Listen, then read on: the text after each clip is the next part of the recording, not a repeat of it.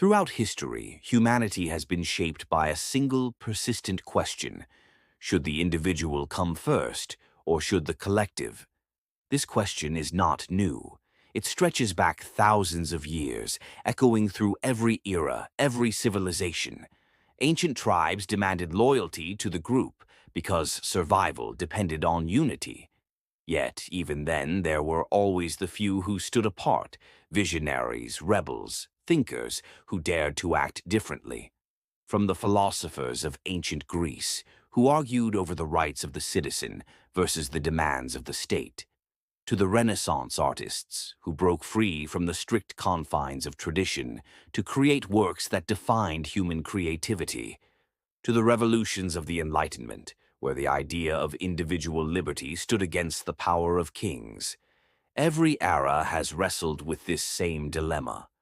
Do we sacrifice the one for the many, or do we honor the one as the spark that advances the many? It's a debate that resurfaces in politics, in culture, in science, and even in our personal lives. And today, in a world more connected and more conformist than ever, it might be the most important debate of all.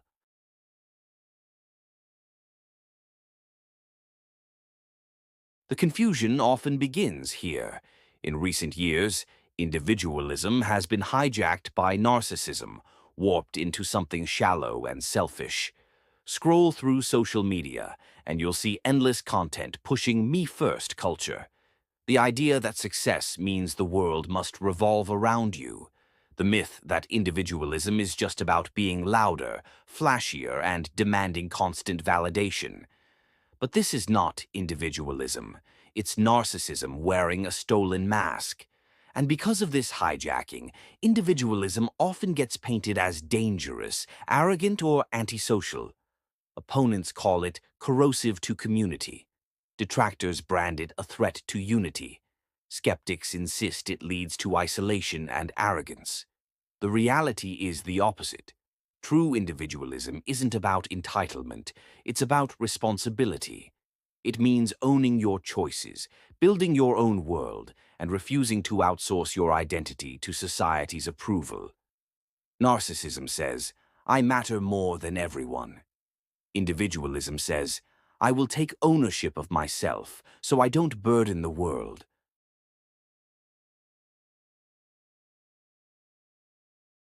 The modern understanding of individualism emerged during the Enlightenment.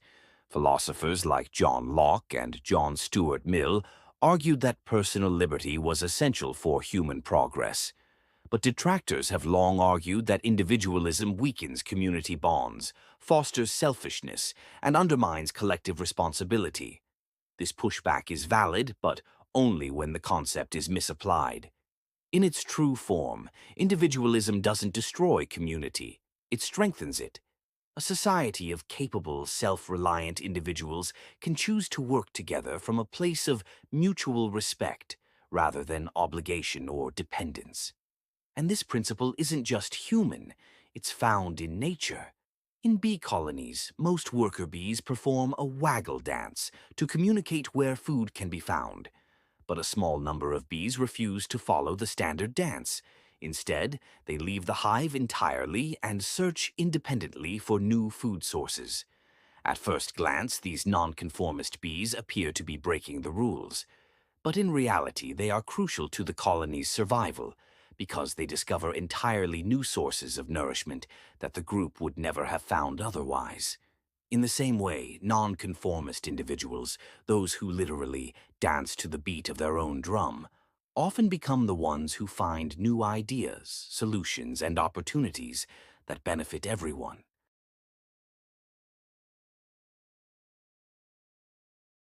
True individualism isn't just about having a different opinion. It's about acting on it when everyone else says you're wrong. It's about breaking from the group, enduring the isolation, and building something so strong that the world eventually follows. Galileo Galilei, the rebel astronomer. In the early 1600s, the Catholic Church insisted the Earth was the center of the universe. Galileo looked through his telescope and saw otherwise, planets orbiting the sun. For telling the truth, he was tried for heresy and placed under house arrest for life. Yet his work laid the foundation for modern astronomy, changing how humanity understood its place in the cosmos. Ada Lovelace, the first programmer. In the 1800s, when women were excluded from serious scientific work, Ada Lovelace defied expectations by collaborating with Charles Babbage on his analytical engine. She wrote what is now recognized as the first computer program, over a century before computers existed, paving the way for an entire industry. Dick Fosbury, reinventing the high jump. In the 1968 Olympics, high jumpers all used the same traditional techniques, scissor kick or straddle. Dick Fosbury showed up and did something no one had seen before. He turned his back to the bar and flopped over it. Spectators and coaches initially mocked the method, calling it awkward and unorthodox. But Fosbury won gold and set an Olympic record. Within a few years, his Fosbury flop became the standard technique worldwide, proving that breaking from the group can literally change the game forever. Wangari Maathai, the Green Belt movement. In Kenya during the 1970s, Wangari Maathai began planting trees, alone, against political corruption and environmental destruction. She faced arrests, smear campaigns, and even physical attacks. Her movement eventually planted over 50 million trees and inspired global grassroots environmental activism. Elon Musk, betting against the industry. In the early 2000s, experts mocked the idea of electric cars going mainstream. Musk risked nearly all his wealth on Tesla, while also funding SpaceX, which had multiple rocket failures before success. Now, electric vehicles are shaping global auto policy, and private spaceflight is a reality. In every case, these people didn't just take a different path. They built a path. They faced mockery, exile, or even danger, but the trails they carved became roads for the generations that followed.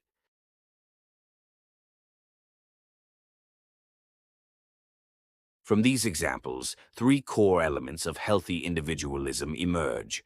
1. Self-responsibility, owning both successes and failures without reliance on external rescue. 2. Independent thought, evaluating ideas based on personal reason and evidence, even when they contradict majority opinion. 3. Courage to act, moving from belief to action, regardless of approval or opposition. These are the traits that separate constructive individualism from destructive egoism.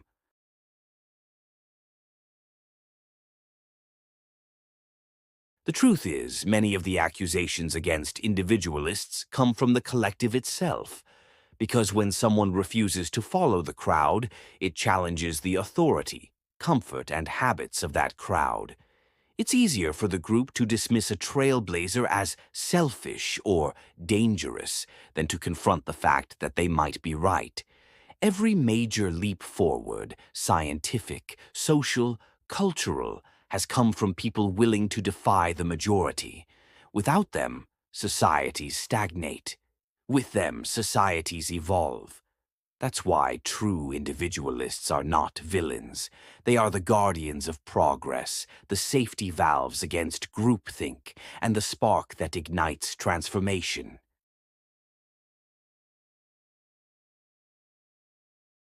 So, is individualism the hero of human progress or the villain of social cohesion? The answer lies in how it is practiced. In the hands of the self-absorbed, it becomes toxic. In the hands of the principled, it changes the world. Perhaps the better question is not whether individualism is good or bad, but whether we are cultivating the kind of individuals whose independence can uplift rather than divide. The world has never been changed by those who simply went along with it. It has been changed by those who dare to think differently, speak differently, and act differently, often alone. The question now is, when your moment comes, will you follow the crowd or stand apart?